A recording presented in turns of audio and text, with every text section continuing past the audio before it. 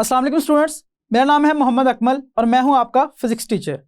Students, आज हम atmospheric pressure की पैमाइश के बारे में पढ़ेंगे और उसके बाद हम पढ़ेंगे कि एटमॉस्फेरिक प्रेशर में तब्दीली किस तरह से होती है और वह किस तरह से असरअंदाज होती है। तो चलिए स्टूडेंट्स, इसको समझने के लिए हम चलते हैं लाइट बोर्ड की तरफ। जी तो स्टूडेंट्स, अब हम करने जा रहे हैं कि हम एटमॉस्फेरिक प्रेशर की पैमाइश किस तरह से कर सकते हैं। स्टूडेंट्स, इससे पहले लेक्चर में हमने एटमॉस्फेरिक प्रेशर के मतलब पढ़ा कि एटमॉस्फेरिक प्रेशर होता क्या है। हमने देखा कि हमारी ज़मीन के इर्द गिर्द फ़िज़ा जो है जिसमें हवा है और वो हवा बहुत सारी गैसेस का मजमूआ है। स्टूडेंट्स, वो जो हवा है वो हमारे इर्द गिर्द प्रेशर लगाती है, जिसकी हमने बहुत सी मिसालें भी देखी। हमने एक गुब्बारे की मिसाल ली और इसके अलावा हमने एक टीन के डब्बे की मिसाल भी ली जिसमें हमने पानी भर के उसको गर्म किया और एक तजर्बा करने की कोशिश की और उसके ज़रिए से एटमॉस्फेरिक प्रेशर को समझने की कोशिश की कि एटमॉस्फेरिक प्रेशर क्या होता है। स्टूडेंट्स, अब हम देखते हैं कि हम एटमॉस्फेरिक प्रेशर को किस तरह से माप सकते हैं। स्टूडेंट्स, इसके लिए एक सादा मरकरी का बैरोमीटर इस्तेमाल होता है। स्टूडेंट्स, वो आला जिससे हम किसी एटमॉस्फेरिक प्रेशर को मापते हैं उसे बैरोमीटर कहा जाता है। यानी कि बैरोमीटर वो आला है जिससे एटमॉस्फेरिक प्रेशर को मापा जाता है। जी तो स्टूडेंट्स, बैरोमीटर वो आला है जिससे हम एटमॉस्फेरिक प्रेशर को मापते हैं और एक सादा बैरोमीटर की मिसाल मरकरी का बना हुआ बैरोमीटर है। स्टूडेंट्स, इससे पहले हम देखते हैं कि मरकरी का जो बैरोमीटर है ये किस तरह से काम करता है। स्टूडेंट्स, इसमें हमारे पास एक स्केल होता है। ये हमारे पास स्केल है जो कि जिसमें सेंटीमीटर में मुख्तलिफ दर्जे दिए गए हैं और ये हमारे पास एक ट्यूब है जिसके अंदर मरकरी भरी गई है। और स्टूडेंट्स, ये वो बर्तन है जिसमें मरकरी को रखा गया है। स्टूडेंट्स, अगर हम यहाँ पे देखें, ये मरकरी है। जी तो स्टूडेंट्स, मरकरी के बैरोमीटर में हम क्या करते हैं, एक कॉलम लेते हैं जिसमें हम मरकरी को भरते हैं और जिसकी एक साइड बंद होती है और दूसरी साइड खुली होती है। हम उसे एक बर्तन के अंदर उल्टा रखते हैं जिसमें पहले से मरकरी मौजूद है। तो स्टूडेंट्स, हम देखते हैं ये जो मरकरी का भरा हुआ कॉलम है इसमें से मरकरी का कुछ हिस्सा जो है वो इसकी बेस की जानब हरकत करता है और इसकी जो सतह है वो नीचे की तरफ आ जाती है और इसे अगर हम देखें तो ये तकरीबन 76 सेंटीमीटर के स्केल पे आ जाता है। स्टूडेंट्स, यहाँ पे जो एटमॉस्फेरिक प्रेशर लगा रहा है वो है 1,01,300 न्यूटन फी मुरबा मीटर। स्टूडेंट्स, ये वो प्रेशर है जो एटमॉस्फेरिक प्रेशर ये वो प्रेशर है जो कि एटमॉस्फेयर हमारी सतह समंदर पे लगा रहा होता है। स्टूडेंट्स, अगर हम सतह समंदर पे मरकरी बैरोमीटर का इस्तेमाल करें तो हम देखेंगे कि जो मरकरी के कॉलम है ये तकरीबन 76 सेंटीमीटर के दर्जे पे आके रुक जाता है, क्योंकि इसके बाद इस पे जो प्रेशर है वो इसे आगे हरकत नहीं करने देगा। स्टूडेंट्स, अगर हम इसको मुख्तलिफ जगहों पे इसका तजर्बा करें जहाँ पे प्रेशर मुख्तलिफ है तो इस कॉलम की लंबाई में फ़र्क आ जाएगा। और स्टूडेंट्स, अगर हम देखें तो मरकरी बैरोमीटर को हम मुख्तलिफ जगहों पे इस्तेमाल करके मुख्तलिफ जगहों का एटमॉस्फेरिक प्रेशर माप सकते हैं और जैसे जैसे बुलंदी बढ़ती जाएगी स्टूडेंट्स, एटमॉस्फेरिक प्रेशर में कमी आती जाएगी। और इसके मुतालिक हम पहले भी पढ़ चुके हैं कि तकरीबन पहले 30 किलोमीटर के अंदर जो एटमॉस्फेरिक प्रेशर होता है स्टूडेंट्स वो सिर्फ 7 सेंटीमीटर तक रह जाता है। ये तो स्टूडेंट्स, हमने देखा कि अगर हमने मुख्तलिफ जगहों का एटमॉस्फेरिक प्रेशर मापना हो तो हम वहाँ पे भी मरकरी बैरोमीटर का इस्तेमाल करके एटमॉस्फेरिक प्रेशर माप सकते हैं। लेकिन स्टूडेंट्स, क्या होगा कि सतह समंदर पे इसकी जो कॉलम की लंबाई है वो 36 सेंटीमीटर है, मगर जहाँ पे प्रेशर ज़्यादा होगा वहाँ पे इसकी लंबाई में भी फ़र्क आएगा। जैसे जैसे प्रेशर बढ़ता या कम होता है इसकी लंबाई में भी वैसे ही फ़र्क आता है। स्टूडेंट्स, अगर हम देखें तो मरकरी जो है ये पानी से 13.6 गुना ज़्यादा कसीफ है, यानी कि 13.6 गुना ज़्यादा भारी है। तो हम कहते हैं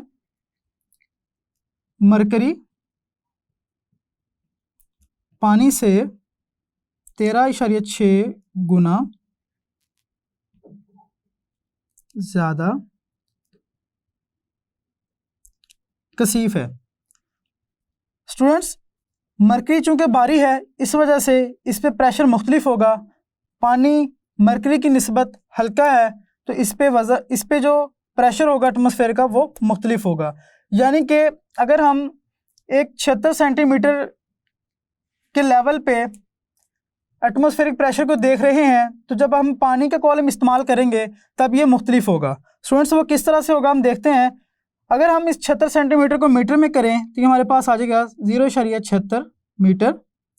स्टूडेंट्स, मरकरी पानी से कितने गुना ज़्यादा कसीफ है? 13.6। तो इसे अगर हम हल करें तो हमारे पास 10.34 मीटर बन जाएगा। स्टूडेंट्स, यहाँ पे हमें तकरीबन 10 मीटर से ज़्यादा लंबाई का कॉलम चाहिए अगर हम मरकरी की जगह पे पानी को इस्तेमाल करके एटमॉस्फेरिक प्रेशर की पैमाइश करना चाह रहे हैं। यानी कि हमें 10 मीटर से लंबा कॉलम दरकार होगा अगर हम पानी के कॉलम को इस्तेमाल करके एटमॉस्फेरिक प्रेशर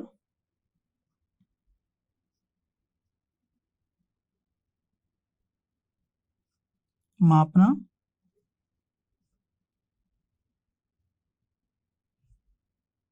चाहते हैं।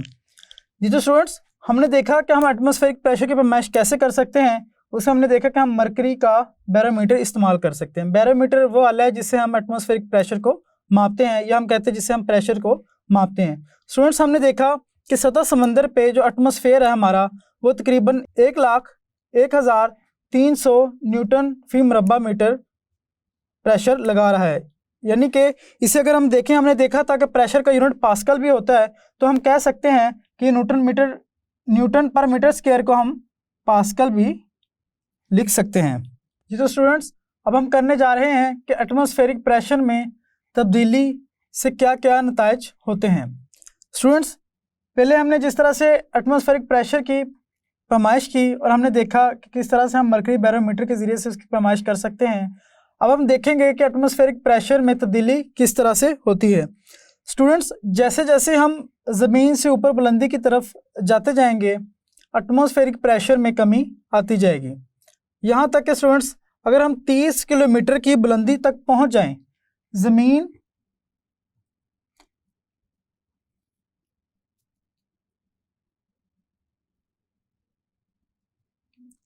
30 किलोमीटर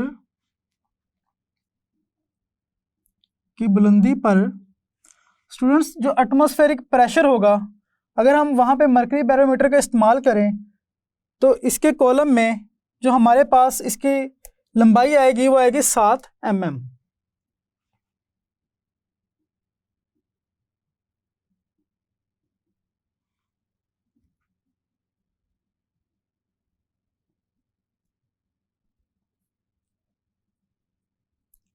स्टूडेंट्स, ज़मीन से ऊपर 30 किलोमीटर की बुलंदी पर मरकरी का कॉलम अगर हम इस्तेमाल करें, इनका मरकरी का बैरोमीटर इस्तेमाल करें, तो हमें जो उसकी कॉलम की लंबाई मिलेगी वो 7 mm मिलेगी। जबकि सतह समंदर पर हमने देखा था कि वो 76 सेंटीमीटर है। यानी कि जैसे जैसे बुलंदी बढ़ती जा रही है तो एटमॉस्फेरिक प्रेशर जो है वो कम होता जा रहा है। और स्टूडेंट्स, यहाँ पर जो प्रेशर होगा 30 किलोमीटर की बुलंदी पर वो क्या होगा? प्रेशर 1000 पास्कल, या हम कह सकते हैं 1000 न्यूटन फी मुरब्बा मीटर होगा।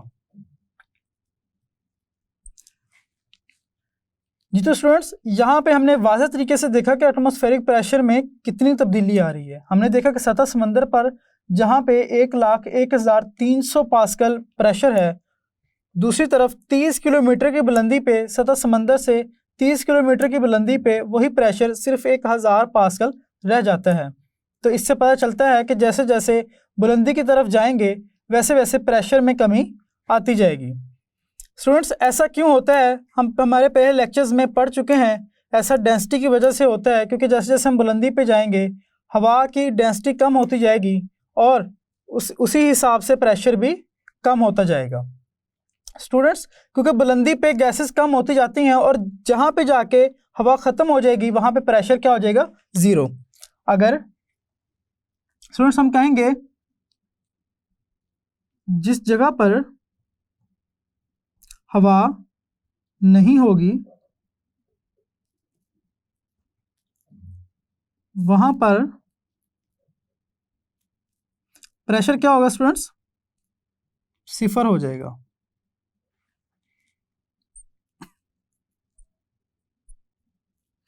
स्टूडेंट्स, ऐसा क्यों हुआ?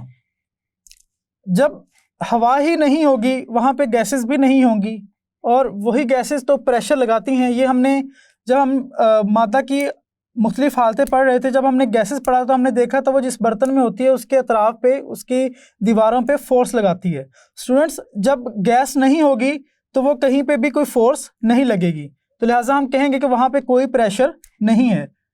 अब स्टूडेंट्स, अगर हम देखें तो गर्मियों के मौसम में जो गर्म हवा है वो ज़मीन से उठती है और ऊपर चली जाती है। क्यों? क्योंकि जो गर्म हवा है उसके मॉलिक्यूल्स फैल जाते हैं, उनका जो दरमियानी फासला है वो बढ़ जाता है। स्टूडेंट्स, गर्मियों में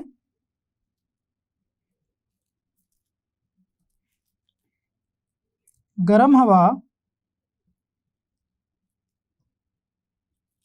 ऊपर उठ जाती है,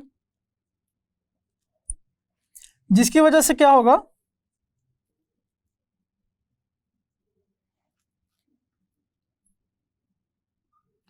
एटमॉस्फेरिक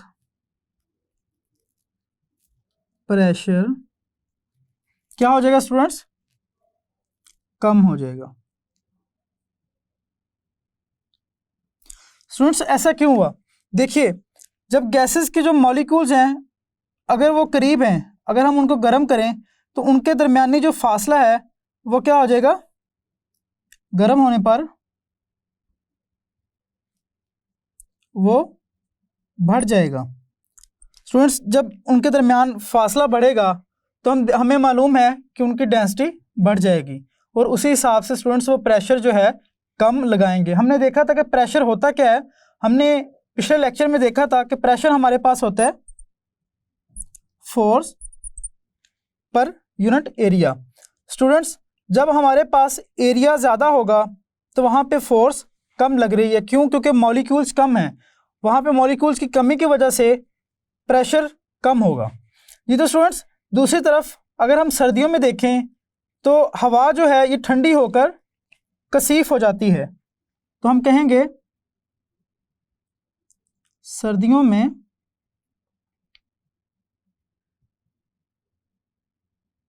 हवा ठंडी होने से एटमॉस्फेरिक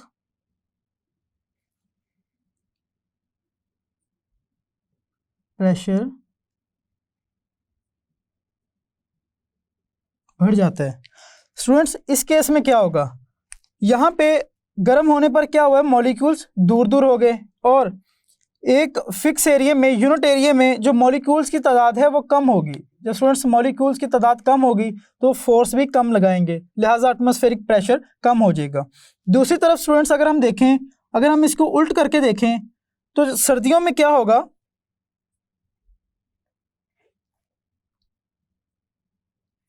सर्दी से क्या तब्दीली आएगी स्टूडेंट्स? ये जो दूर दूर मॉलिक्यूल्स हैं ठंडे होने पर करीब हो जाएंगे। जब करीब होंगे तो यूनिट एरिया में जो मॉलिक्यूल्स की तादाद है वो बढ़ जाएगी। जब मॉलिक्यूल्स की तादाद एक ख़ास एरिया में बढ़ेगी वहाँ पर उतना ही ज़्यादा फोर्स लगेगी, वहाँ पर उतनी ही ज़्यादा फोर्स लगेगी और जब फोर्स ज़्यादा लगेगी तो स्टूडेंट्स प्रेशर भी बढ़ जाएगा। तो हम कह सकते हैं कि सर्दियों में हवा ठंडी होने से हवा कसीफ हो जाती है और एटमॉस्फेरिक प्रेशर जो है वो बढ़ जाता है। स्टूडेंट्स, यहाँ से अगर हम देखें तो इसके अलावा हम मौसम की तब्दीली भी एटमॉस्फेरिक प्रेशर की कमी या ज़्यादती से देख सकते हैं। स्टूडेंट्स, अगर किसी जगह पे एटमॉस्फेरिक प्रेशर में कमी हो रही है तो इसका मतलब है कि वहाँ पर आंधी या बारिश हो सकती है। स्टूडेंट्स, अगर किसी जगह पे एटमॉस्फेरिक प्रेशर एकदम से कम हुआ है, यानी कि उसकी मिकदार कम है, जो मिकदार की कमी है वो थोड़ी है मगर वो तेज़ी से कम हुआ है, तो इसका मतलब है कि वहाँ पे आंधी या तूफ़ान और बारिश आ सकती है। और स्टूडेंट्स, अगर अचानक से कम हो तो इसका मतलब है कि बारिश के साथ साथ वहाँ पे आंधी भी चलेगी। और स्टूडेंट्स, इसके अलावा अगर किसी जगह पर एटमॉस्फेरिक प्रेशर में इजाफा हो और बतदरीज इजाफा होता जाए तो इसका मतलब है कि वहाँ का मौसम खुशगवार होगा। और अगर एकदम से इजाफा हो तो इसका मतलब है उसके बाद फिर कमी भी होगी, तो ये किसी नागहानी सूरत की शक्ल इख्तियार कर सकता है। जी तो स्टूडेंट्स, हमने देखा कि हम किस तरह से एटमॉस्फेरिक प्रेशर में तब्दीली को इस्तेमाल करके मुख्तलिफ़ चीज़ों को देख सकते हैं। सबसे पहले हमने देखा कि जैसे जैसे हम बुलंदी की तरफ जाते हैं तो मरकरी का जो कॉलम है वो 7 mm पे आ जाता है और वहाँ पर जो प्रेशर है वो 1000 पास्कल रह जाएगा। तो स्टूडेंट्स, अगर हम इस लिहाज से देखें, प्रेशर को इस्तेमाल करते हुए हम बुलंदी की पैमाइश भी कर सकते हैं, क्योंकि स्टूडेंट्स जैसे जैसे बुलंदी बढ़ती जाएगी प्रेशर वैसे वैसे कम होता जाएगा। स्टूडेंट्स, हमने देखा था कि सतह समंदर पे जो प्रेशर 1,01,300 पास्कल है वही 30 किलोमीटर की बुलंदी पर 1000 पास्कल रह गया, यानी कि जैसे बुलंदी बढ़ी प्रेशर कम हो गया। फिर स्टूडेंट्स, हमने देखा कि जहाँ पर हवा नहीं है वहाँ पर प्रेशर 0 है, क्योंकि वहाँ पर गैसेस मौजूद नहीं है। फिर हमने गर्मियों में गर्म हवा का और सर्दियों में सर्द हवा की मिसाल भी ली और उससे हमने देखा कि किस तरह से हम मौसम की पेशन गोई कर सकते हैं। स्टूडेंट्स, यहाँ पे हम एक वैक्यूम क्लीनर की मिसाल लेते हैं। इसमें क्या है, वैक्यूम क्लीनर का हम नज़रिया, स्टूडेंट्स हम वैक्यूम क्लीनर का असूल पढ़ने की कोशिश करते हैं। क्या होता है, यहाँ पे हमारे पास एक मोटर लगी हुई है। स्टूडेंट्स, ये मोटर है और ये एक फैन लगाया गया है। स्टूडेंट्स, जब ये मोटर चलेगी, इस फैन को घुमाएगी, ये क्या करेगा, ये जो बकेट है इसके अंदर से हवा को खींचेगा और यहाँ से एग्जॉस्ट कर देगा। ये हमारे पास बकेट है, मोटर ने फैन को घुमाया, उस फैन ने क्या किया, इस बकेट के अंदर की हवा को बाहर निकाला। स्टूडेंट्स, जब ये हवा बाहर निकलेगी यहाँ पे प्रेशर क्या हो जाएगा, कम हो जाएगा। प्रेशर की कमी कहाँ पे होगी स्टूडेंट्स, यहाँ पे प्रेशर कम हो जाएगा। अब स्टूडेंट्स, जब यहाँ पे प्रेशर कम होगा तो हमें मालूम है कि बाहर एटमॉस्फेयर में प्रेशर ज़्यादा है और यहाँ पे जब हम वैक्यूम क्लीनर का इस्तेमाल करते हैं तो यहाँ से जो हवा और डस्ट या मट्टी के ज़र्रात या जो स्टूडेंट्स यहाँ से मट्टी के ज़र्रात इस ट्यूब के ज़रिए से इस बकेट के अंदर आ जाएंगे। क्यों, क्योंकि यहाँ पे बाहर प्रेशर ज़्यादा है और यहाँ पे प्रेशर कम है। ये तो स्टूडेंट्स प्रेशर के फ़र्क की वजह से ये बाहर से हवा, डस्ट और मिट्टी के ज़र्रात वगैरह जो भी है वो इस ट्यूब से होते हुए इस बकेट के अंदर आ जाएंगे और यहाँ पे एक फ़िल्टर जो कि इस डस्ट और मिट्टी के ज़र्रात को फ़िल्टर करके अकेली हवा को फिर से बाहर खारिज कर देगा और दोबारा से यहाँ पे प्रेशर की कमी हो जाएगी और फिर से ये अपना अमल जारी रखेगा। जैसे स्टूडेंट्स, यहाँ पे हमने देखा कि एक वैक्यूम क्लीनर किस तरह प्रेशर की तब्दीली के बायस काम करता है। ऐसे स्टूडेंट्स, हमने एटमॉस्फेरिक प्रेशर की तब्दीली में भी देखा, जिनको मुख्तलिफ मिसालों के ज़रिए समझने की कोशिश की और फिर बाद में हमने वैक्यूम क्लीनर के असूल को देखते हुए प्रेशर की तब्दीली से जो हम काम कर सकते हैं उसको समझने की कोशिश की और हमने देखा कि वैक्यूम क्लीनर किस असूल की बुनियाद पर काम करता है। तो हमने देखा कि वो प्रेशर की तब्दीली यानी कि प्रेशर के फ़र्क के असूल पर काम करता है। ये तो स्टूडेंट्स, आज हमने एटमॉस्फेरिक प्रेशर की पैमाइश के बारे में पढ़ा और हमने देखा कि हम इसकी पैमाइश किस तरह कर सकते हैं। और स्टूडेंट्स, उसके बाद हमने देखा कि एटमॉस्फेरिक प्रेशर में तब्दीली किस तरह होती है और उसकी तब्दीली के हमारे माहौल पे क्या क्या असरात मुरतब होते हैं। तो स्टूडेंट्स, मिलते हैं अगले लेक्चर में, तब तक के लिए अल्लाह हाफिज़।